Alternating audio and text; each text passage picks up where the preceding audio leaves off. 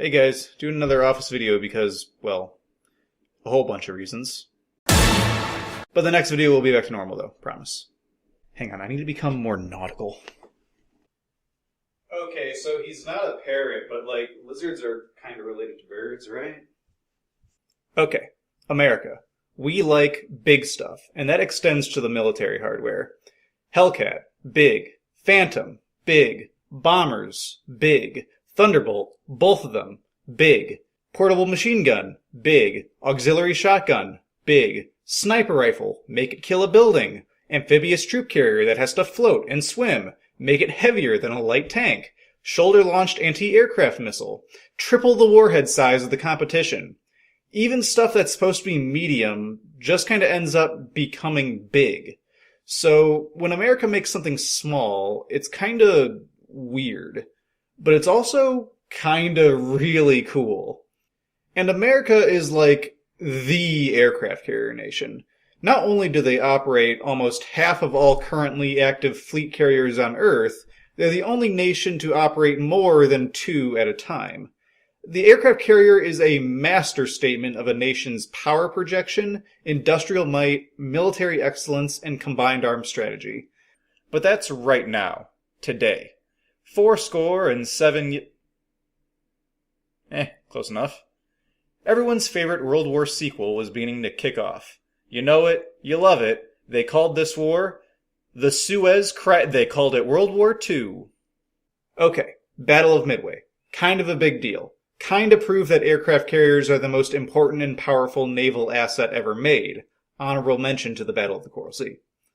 But moving on, a lot of naval battles were kind of determined by the status of fleet carriers. Problem was, the Pacific Ocean is a very big place, and aircraft carriers are very few in number.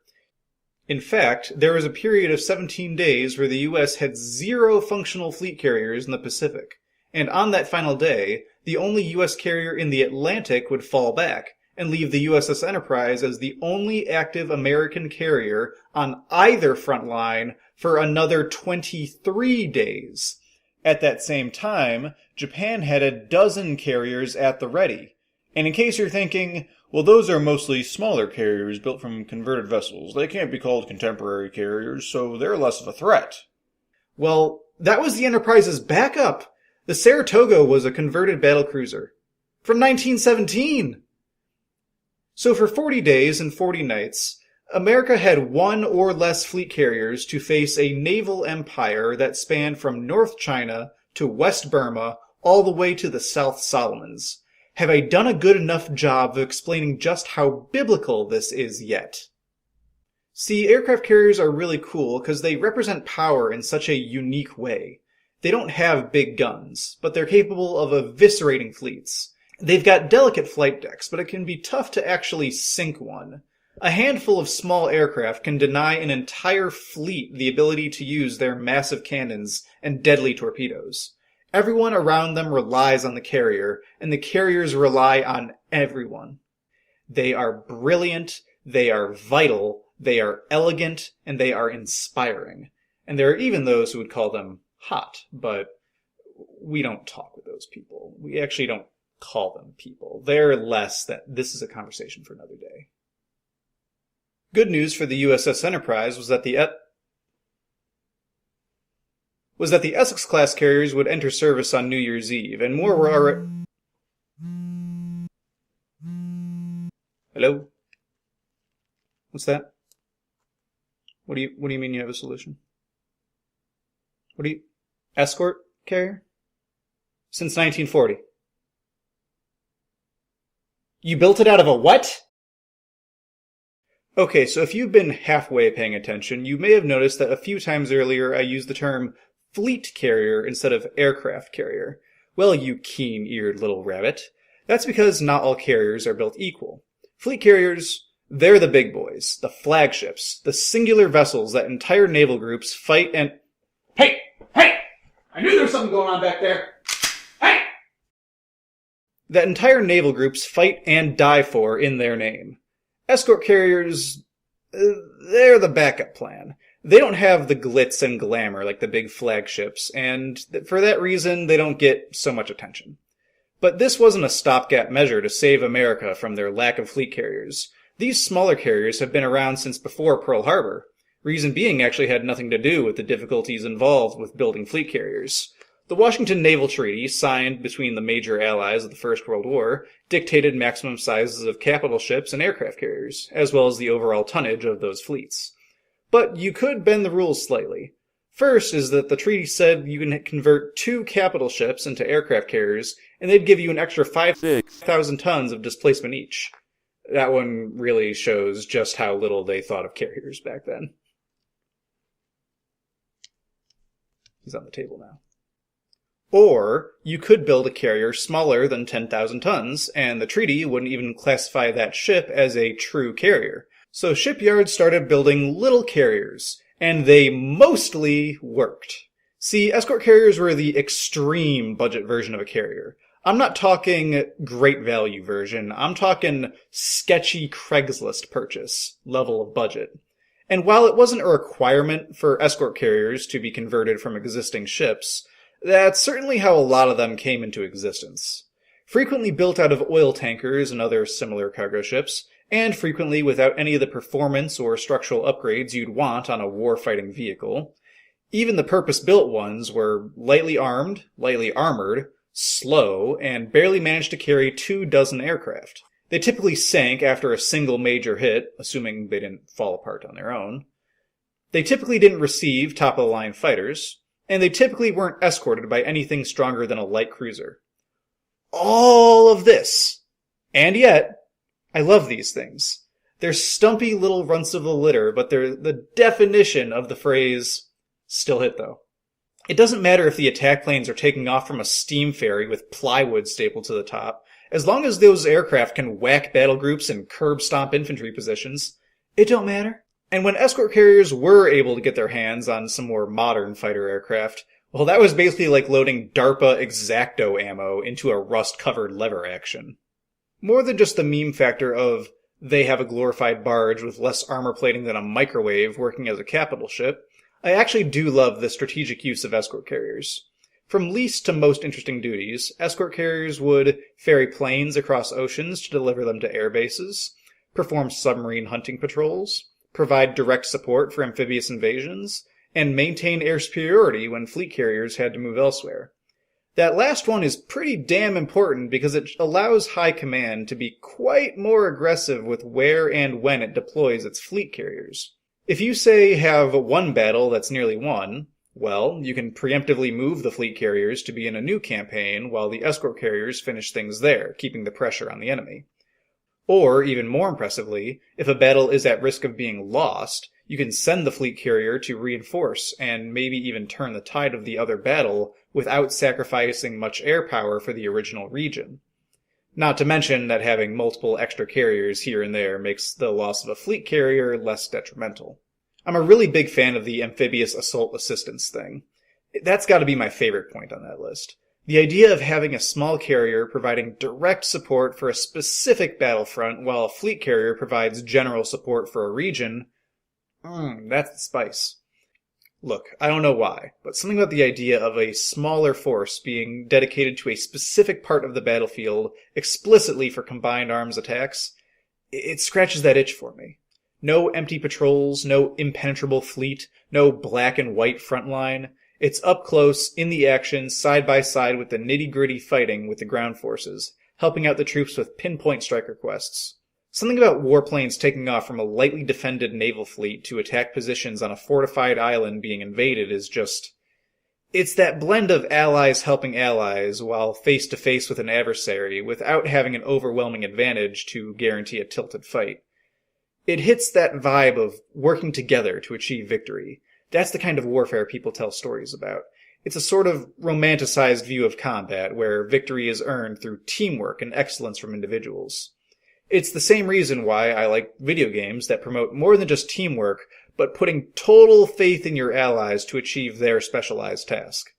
There's something damn near heartwarming about friendly forces coming to rescue you, and knowing that you can rely on them to turn a brutal, tortuous meat grinder into a surefire victory, that'll just make your day. And look, I'm not saying that's the way battles should be fought. Obviously, actual armies and navies would rather go into battle with absolute and completely overwhelming superiority. You'd be stupid not to. Ain't no commanding officer about to write a condolence letter telling a mother her son died because they were trying to make things more interesting with a fair fight. And the whole point of a fleet carrier is that its presence dominates and reprioritizes all goals in a battle space for all parties, due to its capabilities. It's really that powerful. So if you can use a fleet carrier, strategically speaking, you should. What makes escort carriers cool is how it redistributes the advantages and power of a fleet carrier so that they can have their firepower supplemented or can be moved somewhere else for theater-sized strategies while the little guys run the odd jobs. But at the end of the day, are escort carriers cooler than fleet carriers? No. No, they're not. Sorry, but big ships are just cool, dude. I'm just the messenger. That's just how it is. It's right there on the graph, see? Look at it. I'm sorry, but if you're riding on a small boat, you're behind, bro. But this video isn't called Why Escort Carriers Are the Best, is it, you moron? What, you can't read? You got no short-term memory? What is your problem? And while I hate you, yes, you specifically, this video is about why I just really love escort carriers. They're fun, they're different, they're odd, and I wish there was more of them. And I don't just mean total number built, I mean stories about them. In my head, I'm imagining D-Day, but with 2 or 3 escort carriers involved with the landing force. The addition of carriers would probably completely change the appearance of Normandy as we remember it. Imagine if the Army Air Force was exclusively attacking inland installations, while the Navy was helping the infantry with close air support. They could loiter for a long time and respond quickly to strike requests, since their base was only a 5-minute flight away from the beachhead. If you ask me, the idea of committing 2 small carriers and some escorts to the biggest amphibious landing in history in mid-1944 is very, very reasonable. And it would have been a great chance to utilize the benefits of an Army and Navy joint operation. If I'm being honest, the thought of escort carriers at D-Day is really what inspired this video. It just seems really cool in my head, and it's probably the one situation I'd add escort carriers to. If you had to harp on me for more ideas, you could put carriers in the Adriatic, Black, Baltic, and North Seas and do bombing missions over the Eastern Front, maybe even cross the continent entirely. Then America could at least pretend like they cared about any of the blood being shed on the starboard half of Europe. In fact, if you want to get really hypothetical, you could even go for some amphibious landings and, under the guise of allies helping allies, make some advances into Eastern Europe, which would help curtail the amount of territory the Soviet Union was,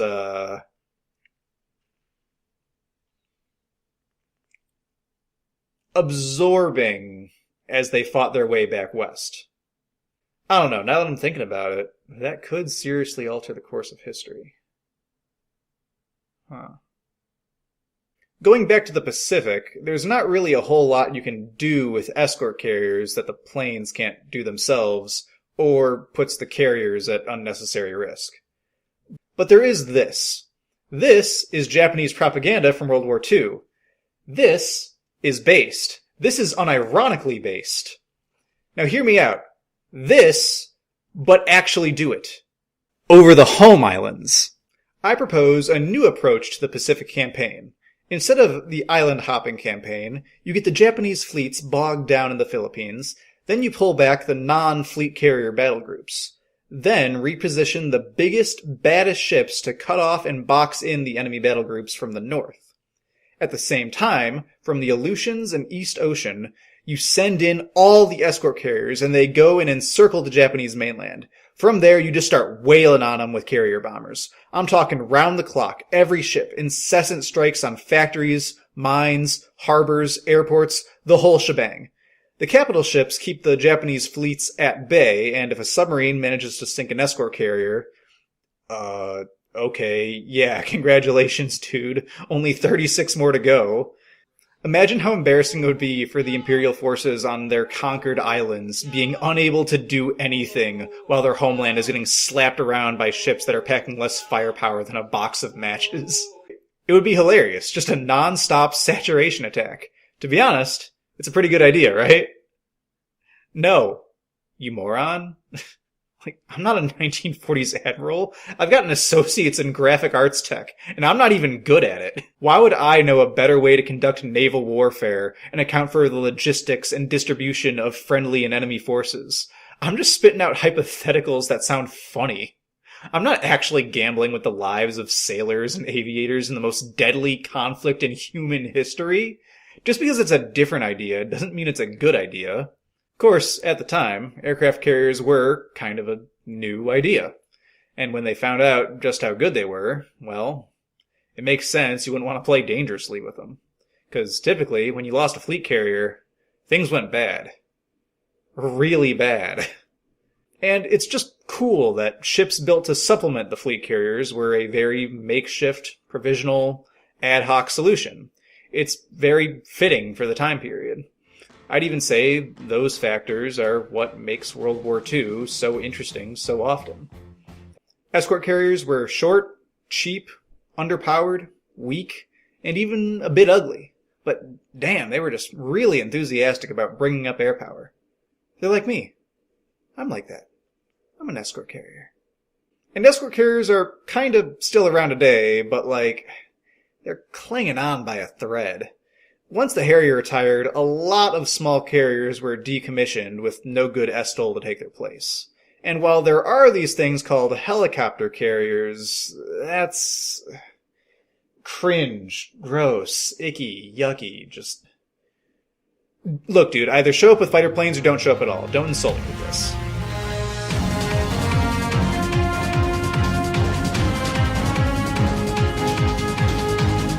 And while I can begrudgingly understand why things are the way they are, in this world of globalization, it's too easy to take the cheap route and rely on someone else's work. Creativity doesn't have to be expensive. Keep things fresh. Think small. Mix it up. So if you're an admiral in Navy, see what you can do about it. Keep things interesting for the rest of us. Think about it. For everybody else, it's been real. I hope you enjoyed Airplane Boy, talk about boats for a little while, and... don't interact with Azure Lane. Just don't. Don't play it. Don't watch it. Don't buy it. Don't read it. Don't turn Japan into a nation entirely defined by anime. Not every aspect of this country needs to be like this. Please, man, none of this is healthy. For the love of all that's good in the world.